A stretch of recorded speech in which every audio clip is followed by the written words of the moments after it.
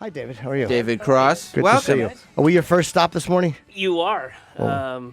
Yes. Well, I got the tea. Oh, tea first. I'll second. Welcome, buddy. Well, thank you for having me. Thank you for being thorough and mentioning the tea and not coming in here and starting off on a lie. Yeah. No, that's not me. Yeah, I appreciate that. You're doing more tour dates. Did you really want to stop and then you're just finishing up? Or do you just want to do a few more? Like I go through periods where like I need a break for a while, and then I'm like, fuck it, I still want to go out. Exactly. The breaks. You definitely need the breaks, but then the breaks are too long. And but I have an end date. The November 8th show in Brooklyn is at BAM is the last show. Are you going to shoot it or? I shot it already. Oh, you did shoot yeah, it? in Asheville, North Carolina. When do you have an air date? I don't. I haven't even sold it yet. I produced it myself, and it's how I did the second to last special, and then I'll shop it around. Have you started working on new stuff already, so you kind of know what you're gonna go into after you're done with this special after the 8th, or no? Not really. I mean, I have a bunch of stuff that I'm doing now that I didn't do in the first half of the tour, just because it evolves on stage and you drop bits, and I don't want to do too much time, so I drop bits here and there as the whole thing expands, and I have a bunch of stuff that I can do that I haven't been doing that I can work on and make better for the next tour. But the worst though is when you shoot something and then you have like a month or two left on the tour, and then you start adding and tagging bits, and you're like, oh fuck. Well, listen, do what I've been doing the last couple things is I shoot midway through the tour, because then I know the stuff is really settled. It's built. It's way better than it was. I fine-tuned it. You work on it every night. And then, because it keeps evolving, then I audio record the last show or one of the last shows. It's what I did the last two times. And then I can record. Yeah, release a CD. Yeah. Which is the same name or a variation of the same name, but it has, 25% of the material is different. And it takes those bits where I was like, oh man, I wish I had said this thing, because there was like a word, you guys know, it's just like the subtlest thing that changes it and makes it better that you discover one night on stage. See, I like to drop it, and then that 25% extra, I would have now 25% of a new one done, because I get. Yeah, there's some of that too. You're smarter though, because you can sell the CD. Yeah, you can. My last one, Netflix one, didn't even get put out on CD. I could have, but I was like, then they're gonna own it. Who cares? Yeah, well, I worked into the deal that I would be able to do this, because I've done it a couple times like that. Where you can release it and then release the the show, the taped live thing that you're watching, and then I retain the rights to the audio, which will be, roughly 25% different. And then do you kind of in your head know which joke for you counts? You know what I mean? Like, meaning like the version that has the tag, that's the real joke in my head. Or the version, or you know what? I like the first version better in hindsight. That's the real one. I usually like the new and improved one. Yeah. It's always the way it is. No one ever makes a joke worse after they shoot it.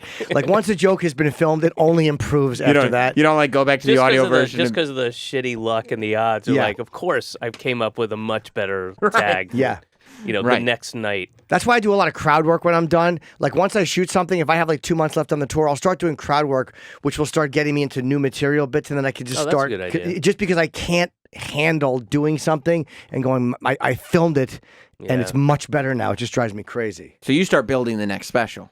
I try to immediately, whether somebody wants it or not. It helps keep me feeling like, all right, I'm doing. But I didn't do that this time, so now I'm just kind of floundering like an asshole. I get that. You should make friends with like a super rich guy, like billionaire guy, who will just be the guy who buys your specials, and then do it for him. Dude, I send a gift basket to Jeff Bezos every year. I've never heard back. Rich people don't give a fuck about me. Oh no, it's got to be edible arrangements. I know. That's those guys, they don't give a shit about flowers or soaps or lotions. It's got to be pineapple mango carved into like a teddy bear or something like that. That's the only thing they respond to. It's funny, I just sent one of those. Those are awesome, thoughtless gifts. Edible arrangements? Just throw money at them. Wait, I have to tell you, this is absolutely true.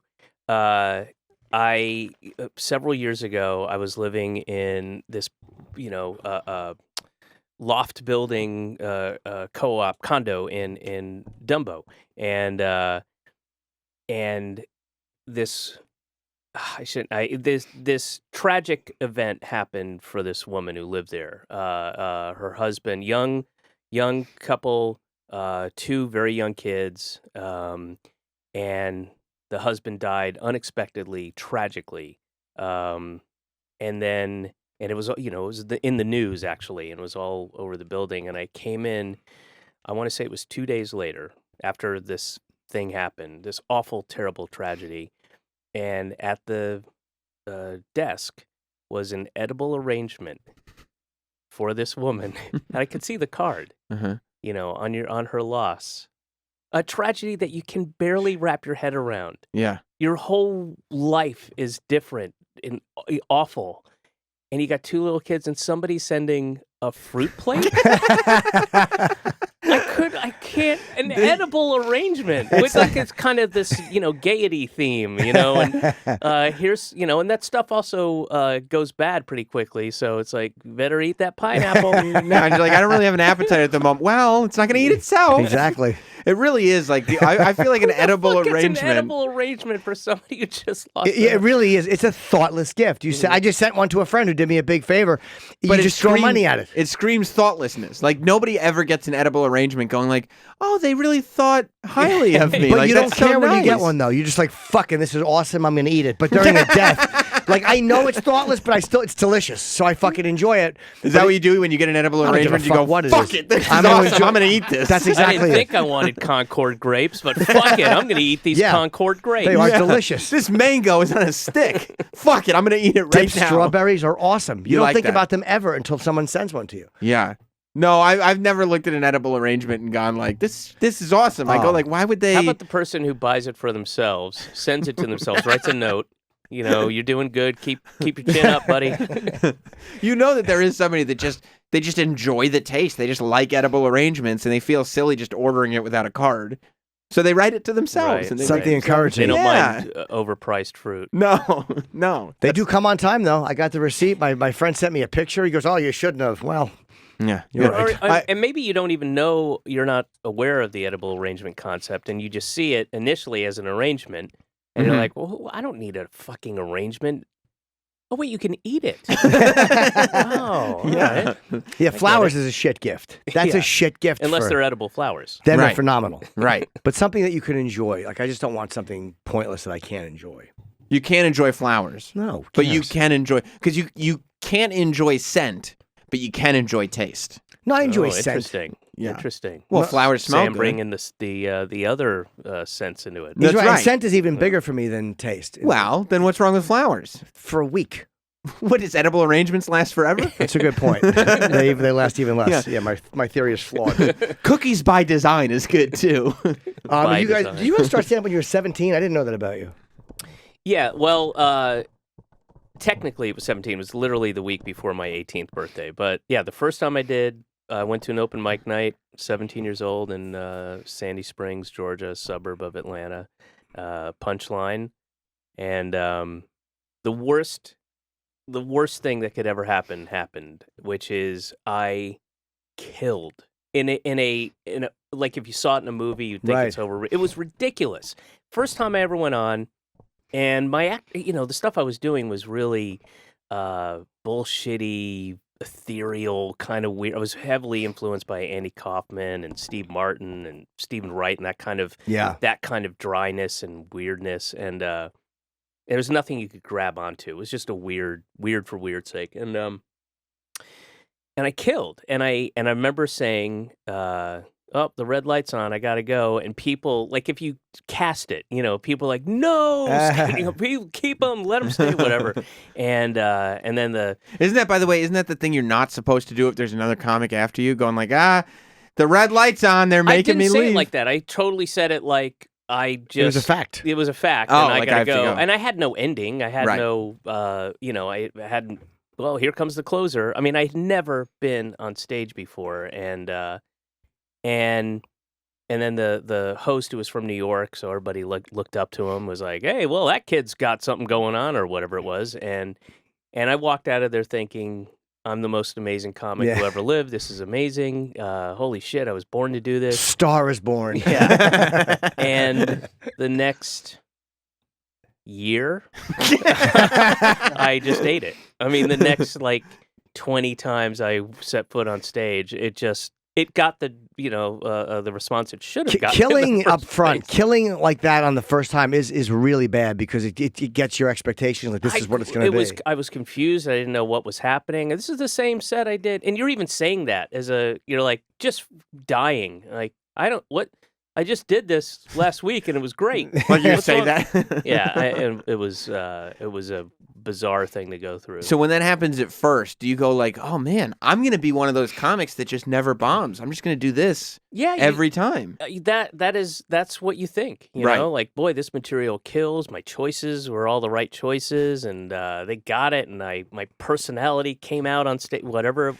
And then, and I mean, literally just bombing for the next Year. Yeah, about a year. When's the last time you had, or maybe you can't remember, because doing it in front of people who are there to see you, you're not going to bomb that often. I mean, I might have jokes that don't work, but it's been a while. Yeah. But when you go up like do a 20-minute spot somewhere and just fucking bomb and you can't get out of it, like after 25 years you should be able to get out of it. But then there's times where like I can't get out of this. I'm just bombing.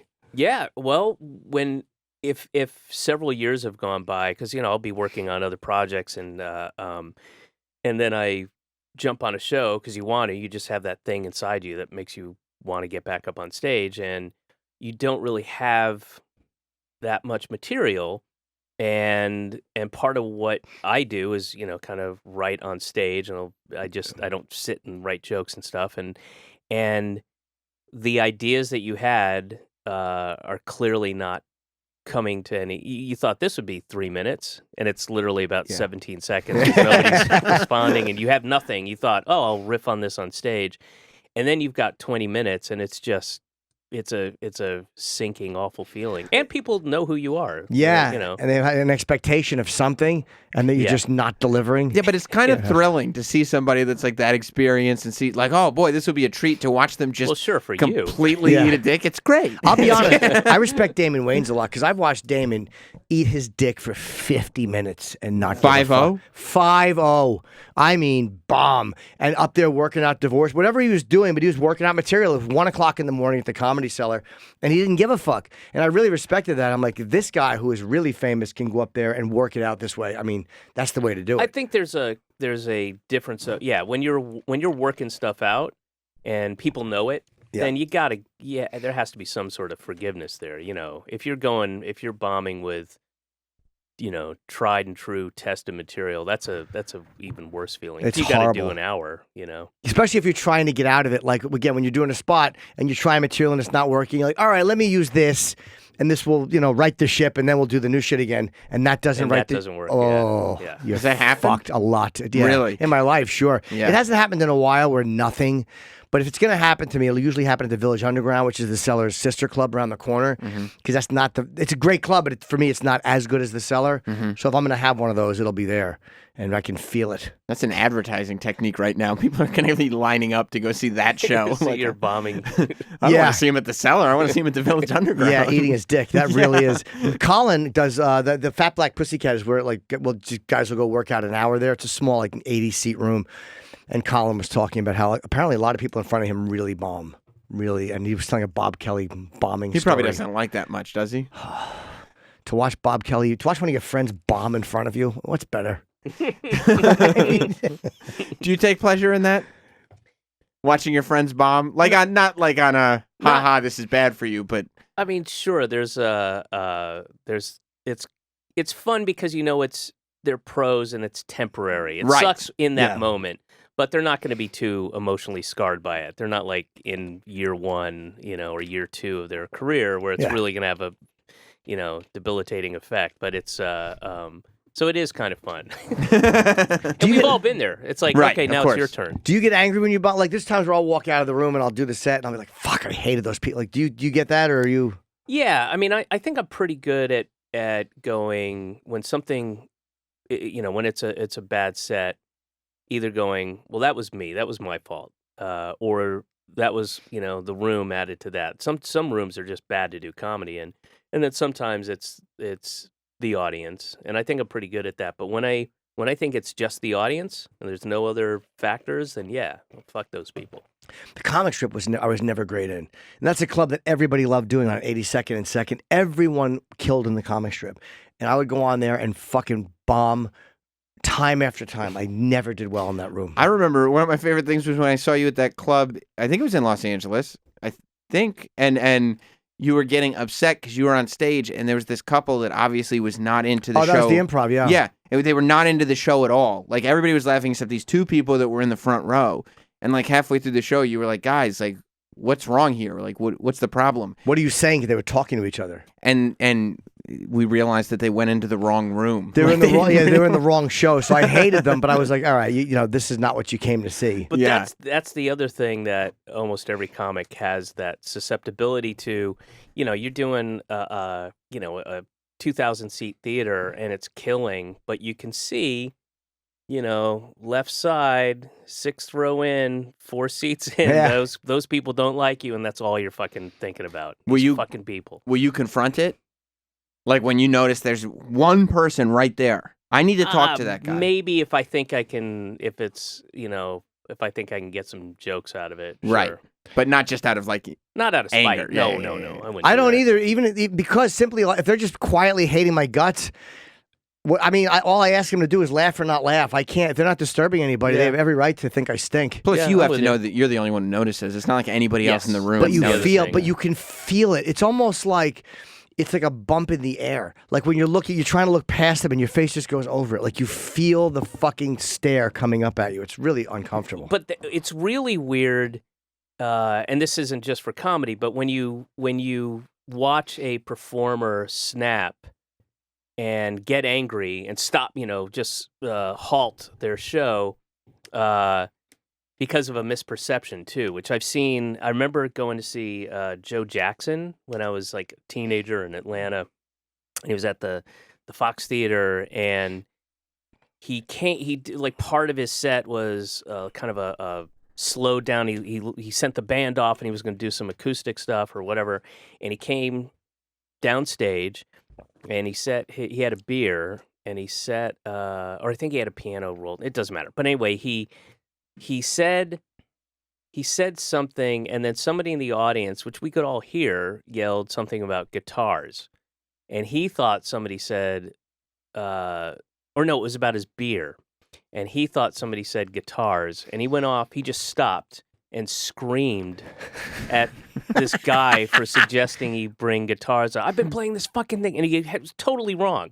The guy just yelled something about his beer that he said on a piano or something, and it was the weirdest thing. And the whole rest of the show was like Awkward. Oh, yeah, awkward, because, and weird. Because then you realized, like, everybody in the audience knows that guy didn't say anything about Yeah. guitars, and now we all know this comedian is super sensitive about Joe guitar Jackson. stuff. Yeah. Yeah, He's not a comedian. no, he's not a comedian. He was a performer. Oh, He sang with English. Warriors in Love, right? Was that his song? Or was that not him? No, that was Jackson Brown. Oh, Jackson Brown. yeah. Okay. This still- guy was like a new wave Okay. era. But we all, like, we can't enjoy the British. songs anymore. Mhm. Because now we know you're super sensitive about guitars, dude. And we know you're, you've been put off for the rest of the show, and it's just weird, and Right. there's this tension. And no one can explain it to him and go, oh, hold on, no. He didn't say that. The whole crowd go, yeah, we heard it. He didn't say that. Joe, wait, Joe. I love when like I've seen Kiss do it. I love when performers will stop a performance, these laser pointers in the audience, and then a guy will actually stop and point the person out and humiliate them. That I kind of like when bands do that. Do people still do the laser pointer it's thing? not probably as much, but there's a lot of people that would do that shit. Back in the day, a lot of them everywhere. Dicks. Yeah. Just go up and point at the guy in his face. Yeah. And Paul Stanley went on a rant one time. About I've se- laser pointers? Yeah, I've also seen guys threaten, if he does that again, kick his ass. And I'm like, you're out of you're begging for a lawsuit. Yeah. You're on stage asking someone in the crowd to get beat up. Yeah. I think Dave Grohl, my favorite stoppage was Dave Grohl, like, he saw a fight starting in his audience, and he just starts yelling at him, and he goes, "We didn't come to fight. We came to dance, motherfucker." And it was like, just to get the vibe back going again. Did it work? Yeah. The All one right. guy got kicked out, and everybody was like, fuck yeah, we came to dance. I don't know if that would motivate me at all. The best of that kind of stuff I saw was I went and saw Tool in Tijuana early on, and their audience was like really aggro. It was almost all guys, aggro, shirtless, and there was this. I couldn't tell what was happening, but there was a shit happening in front, and he stopped, and he just like kind of bent down and went on this whole kind of soft-spoken but angry about how homoerotic they were and why don't you guys just go fuck and all this stuff. It was really effective and really cool. And then went back into the song, and it was pretty great. It's amazing. How's your? I know you guys are doing another season for Arrested Development. That's not the one you shot before? This is a new season you shot, right? No. Or is that the same season you shot when you were promoting? Yeah, we shot the whatever it was 16 episodes, and then they broke it to 2 8-episode series. So it's like 5.5. I don't know if they'll call it 6 or 5.5 or whatever. It's the same. We all shot it at once, and they just aired the first 8, and then the second 8 come out, I think, early. So you haven't had to go back and shoot since the whole thing. Everything's cool. No. Oh, good. Yeah, it's already done. That's funny, but I mean, Arrested Development kind of did a similar thing to what you're talking about with the comedy when they realized like that season that came out for Netflix, we didn't really like it. Let's just redo the season. Let's just remix the whole season. And it took them I think that was kind of in their kind of. I think they had that idea ready to go. I mean, it took a long, long time and a lot of effort to do that. Yeah. But I think that was an idea that they had thought that was potentially, if this doesn't work. So yeah, they took a lot of time, and so now it's if you can watch it kind of chronologically, you know. Do you tour internationally, or you just stay in the States? I do Europe. I just got back from there a couple weeks ago. I did a very, very brief, truncated version, not like I did last time, because I have a kid now, and I that was the longest I've been away from her since she was born. How old? 20 months. But when I do my set, and if you're listening to this and you're going to go see my shows, she's 1 year old. That's when the jokes were written. And I tried 1 or 2 shows. I tried to, because I have this real weird thing about being honest, and I can't lie. I can't even exaggerate. I don't like it. It just, I have a weird thing with it. But so I tried to do the set where I was honest about, and it just doesn't work. She's 16 months, and everybody's so like, yeah, exactly. Yeah. So the jokes stand as they were when they were written, but yeah. But anyway, I did something that I hate doing, which is flew in day of show. I hate that too. I hate it because so much can go wrong, and there's nothing worse than traveling all day and then running up on stage, and you're just not. It sucks. But, flight delayed. It's a terrifying, tense-filled experience. It's awful, and I try to avoid it. But because I didn't want to be away for so long, I took the red eye into Manchester, where my first show was in England, and then I got this down to a science because I do it a lot. I know when to start drinking. I got it all down, and I'm sorry, can you hear that? It's my phone. I put it on silent. That's okay. No. Okay, sorry. It's tickling my balls. Anyway, so I know when to start drinking. I know when to stop. I've got it all down. When I can get some sleep, how much sleep I'll get. Then I can take a nap at 11, and I'll be good. But the flight was delayed by like an hour, and so I was like, so I started drinking. I got this. Then the flight was delayed. I was like, all right. So I had some more drinks, and then I just sort of. Then we got on the plane, and then we had to sit on the tarmac for an hour. So now my whole thing is all fucked up. Then we got in the air. I was like, okay, I gotta slam 2 drinks, and then I go to sleep to make up for the time. And then. So I drink some more, and now I can go to sleep. And then they make this announcement: "Oh, this is your pilot, Ron. And good news is, we're sorry for that delay, but good news is we will be able to make up the time in the air. We're gonna have a super short flight today." And so I was all messed up. Can you sleep on a plane or no? Yeah, well, if I drink a lot, yeah. So I drink and take some pills, whatever, and then I was just a mess when I got in because it was all shot, and I was a mess that night. But the audience was super cool, and I explained what my situation was, and they could not have been better. You told them all that, like, look, the schedule got all fucked Dude, up. yes, and, yeah, exactly. I haven't slept. I don't know what time it is. I don't know who you are. I don't know who I am. And I was definitely a little rusty too because I had taken 2 weeks off. Ended that part of the North American tour, and but they were awesome. England is really good for me. I loved it. I've only done it once. I did 2 nights in London and 1 in Manchester. I loved it. It was one of the, Where'd you play? It was I forget the theaters. It was. I honestly don't remember. Fucking no memory whatsoever. The one in Manchester almost looked like a college room. I know it was just a theater that had seating going up, which does not help. And No. I know. So it Was had it the theater seating? Dance hall theater. It was like a weird. Don't remember. Yeah. Which is the theater that has theater seating? Yeah, that's exactly it. That's pretty much what I just said. It was the dance. It was like this. It's like a dance studio place where they have shows sometimes. The other one is like their O2 adjunct thing, and, Oh, and it's then not that, no. they put seats out. No, Is it the dance house? Put Jim Norton, Manchester. dance house. Dance house? That's the place I was thinking of. Yeah, the dance house. I don't remember. But anyway, I loved it, and I loved going over there. It was Oh, fun. it was the dance house. I'm getting in my ear. Oh, is that where I was? Yes. Okay, thank you. It's it was cool, and the people are great, and England's the UK in general is really good for me. What's worse though when you're walking on and you're like, I feel like lightheaded. I can't. I feel like I'm not rested. I'm fucked up. This is going to be terrible. Oh, dude, I was in such a weird state of mind, and but you just be honest, and you talk about it, and again, I've done a number of shows there too, so I think it wasn't like my first time Right. there, and I think had people that had come and seen me a number of times before, so there was that kind of forgiveness, but it was fun. I mean, you try to have fun with it. It was good. Do you ever have to puke on stage? I had a thing where I was doing this, where I was psyching this is probably 2003.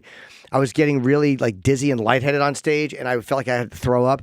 And at one point, I used to have a bucket put on the side of the stage, or I'd find a place too. Like if I puke, that's where I'm going to go puke. It was this crazy. Was it so you knew. psychological? Like Totally. you needed it. Totally psychological. You needed it to not do it. Yes. Like if you knew the bucket wasn't there, then you'd puke. Then I felt like I was going to puke. Yeah, I only had yeah. to walk off once to puke at the cellar. I ate too many fucking cream puffs in a row. Bob Kelly was hosting, and I was like, I'm going to vomit. And I said, get Bob down. And he came back down, and I went and vomited and came back on. But that was a cellar show.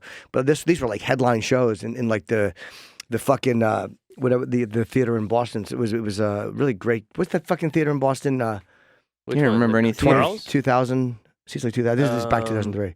Was it the Charles Theater? No, that was begins with an part- O. Orpheum. There you go.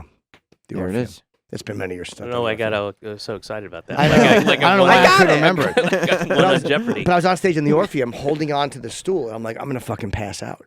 It was just this crazy, Yeah. like 2-year period I went through. I kept thinking I was going to faint or get sick. Wow. It's fucking awful. What a weird guy. Little pussy complaining. So I don't know how you went and did that show, I guess is the point.